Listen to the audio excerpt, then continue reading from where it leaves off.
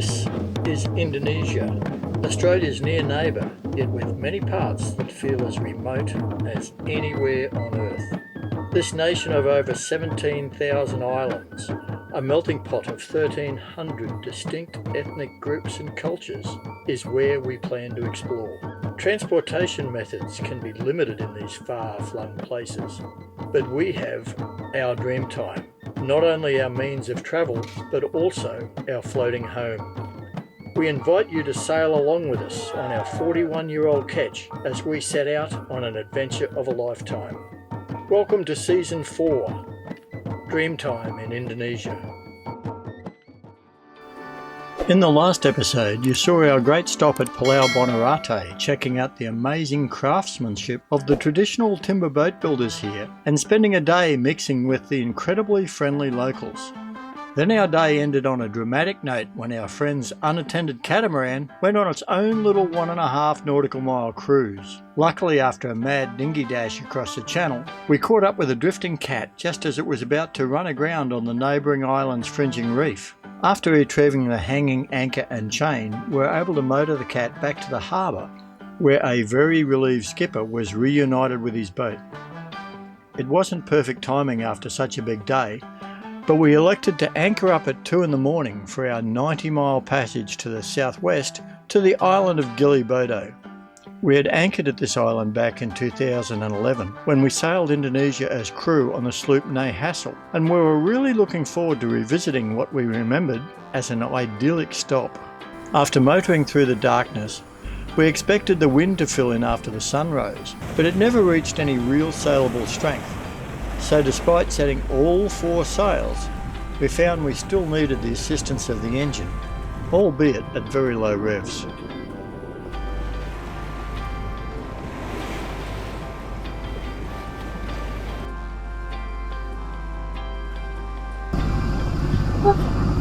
Gili Bodo.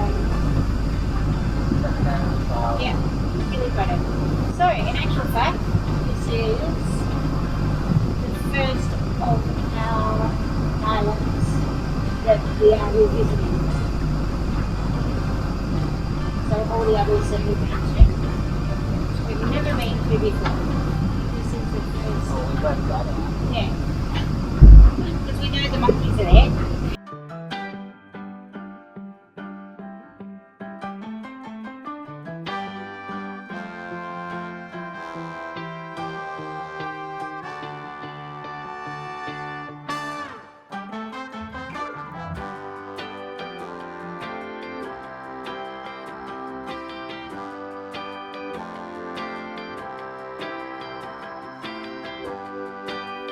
Joining a few of the other rally boats at Gili Bodo in the late afternoon, we were very pleased to find it just as idyllic as we'd remembered it.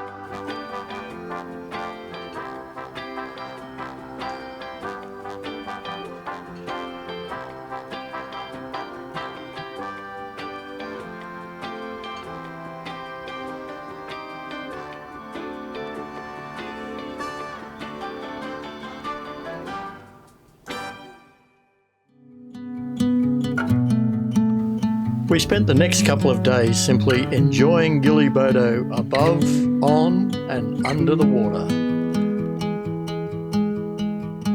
I don't know what it means, but there's a smile upon your face, and I see something shimmering in your eyes.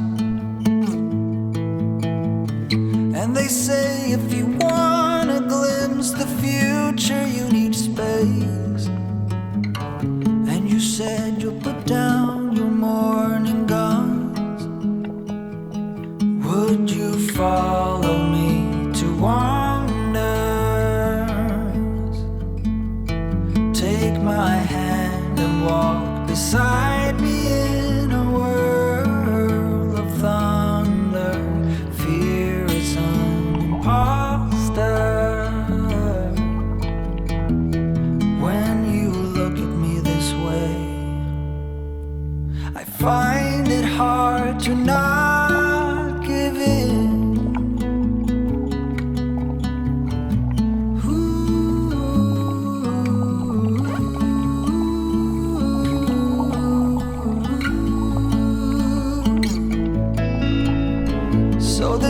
days became weeks, it felt just like the night before. You were slowly fading in my mind. When you left, I was so completely gone, but now I'm sure you were some of the best of things to find.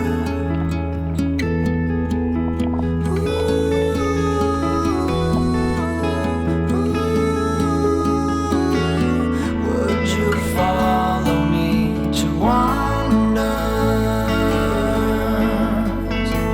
If you're everything that matters to me, makes me wonder why I can't get over.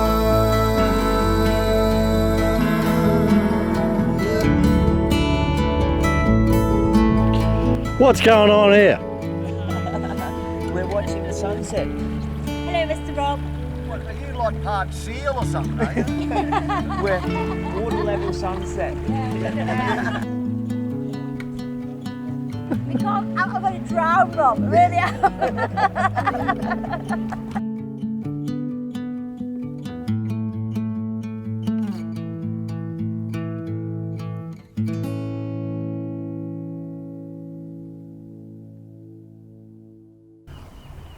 Good morning everyone, and good morning from Gili Bodo.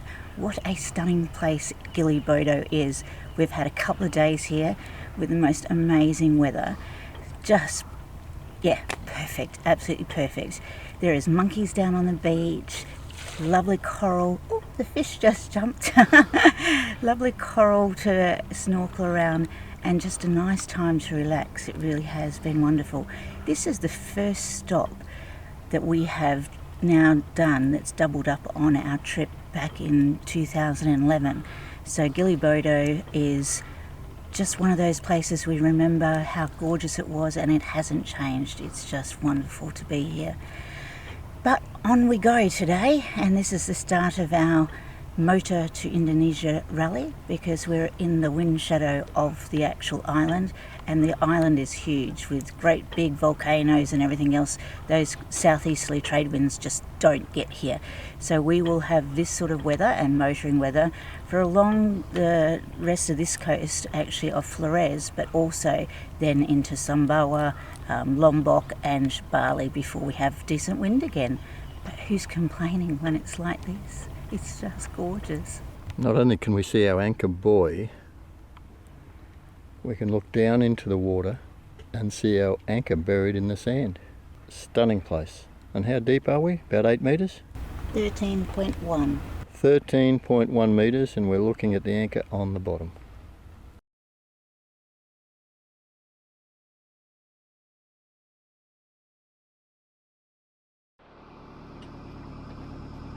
We are sad to leave Gili Bodo, are we not? Very, very sad. But unfortunately we have that calendar. We say we never ever ever like to work to calendar, and unfortunately it really has a bit of a calendar, so that's something that we've all been trying to get used to. But we also had Tanya and Russell getting off in Bali, so we have friends coming into Bali. So they've already booked their flights, and so is Tanya and Russell. No doubt about it, we have to leave. Anyway, we are heading to beautiful Komodo, and Labuan Bajo, the Yep. Labuan Bajo is a stepping off point for Komodo, the Komodo dragons, and a beautiful national park. So we're going to have fun anyway. So I don't know why we're so sad about leaving. However, we have no wind. You've seen us sailing quite a bit of late in Indonesia, where everyone says you get no wind. Well, this is it. This is the no wind. Anyway, we're heading to Labuan Bajo, and we're not going to actually anchor at the town of Labuan Bajo. We're going a little further west for the reason of getting out away from all of the commercial traffic that is in Labuan Bajo. And that we are going to an eco-resort where they have kindly said that rally boats and other boats, I do understand as well, can use their facilities as long as we have a few meals at the resort. That'll be a hardship. Totally. Totally.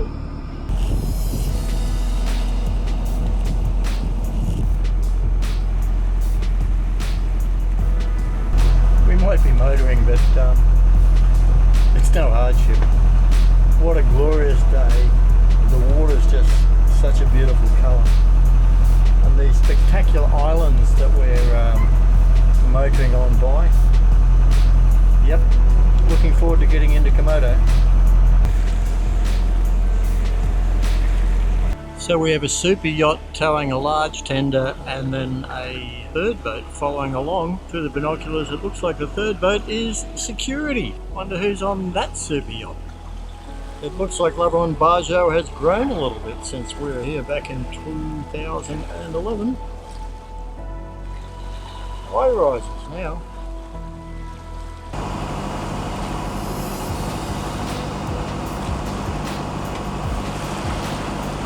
Close up view of what we used to be at our trip on.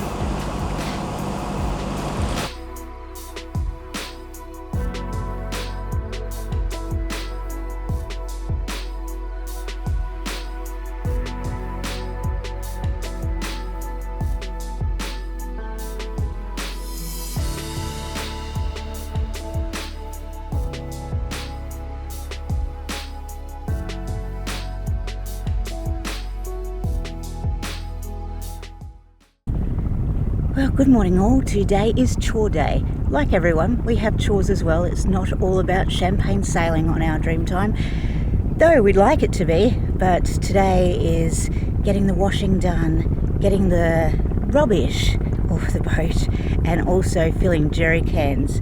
So that is going to take us a day to get the washing to a laundromat, because they have laundry service here. They don't have laundromats.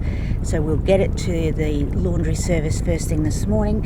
Hopefully we can get it back this afternoon. Then it means with the jerry cans that we need to run, it'll probably be 3 runs of fuel to the service station and get the diesel that is called Dex Light here. So Dex Light will be put into our jerry cans, out 3 runs to do that and to get rid of our rubbish. Thankfully here at Labuan Bajo we have a resort that is willing to take our rubbish and order taxis for us and get us all organised, because it would be very hard otherwise to just hail down a driver to do that for us. They're not quite taxis like we know them. They're all to be ordered through a service. Anyway, on with the work today. After a very boring day of boat jobs, we headed to the other end of town that night to catch up with some of the other rally crews who had all anchored on that side. Seeing how crowded it was, we were quite happy with our choice of anchorage. One thing Labuan Bajo is famous for is sunsets, and once again it didn't disappoint. We first visited Labuan Bajo on a sailing holiday in January 2010 on the beautiful Penisi Umbar Puri, and then returned again in mid-2011 on Nay Hassel. Now, 12 years later, we were keen to see how much the town had changed. The short answer is massively. On our first visits, the town was occupied by locals and a smattering of young adventurous backpackers accommodated in homestays and hostels. Now, every second face is a Western tourist. Every second shopfront is a dive and tour booking office, while big hotels and resorts have popped up all over the place.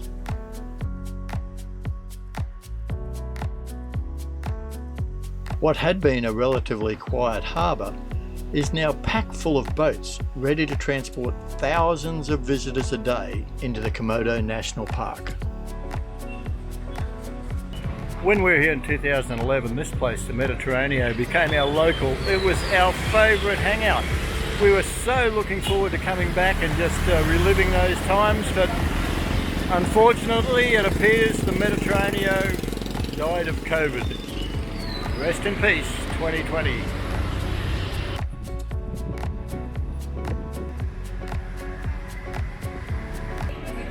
This is the spot where I took the photo that ended up the cover shot for our book, Stuff It, Let's Go Sailing Anyway. That was back in 2010, and I think there was 2 boats in the photo. There's just a couple more now. But yeah, this is one of the few places we've been able to revisit. Of course, it's still standing. Had to change a name and everything else, but it's here. It's safe to say Labuan Bajo is far from the frontier town we enjoyed so much just a decade ago. Join us on the next episode of our Dreamtime in Indonesia series as we take you to see all the highlights of the Komodo National Park, both above and below the water.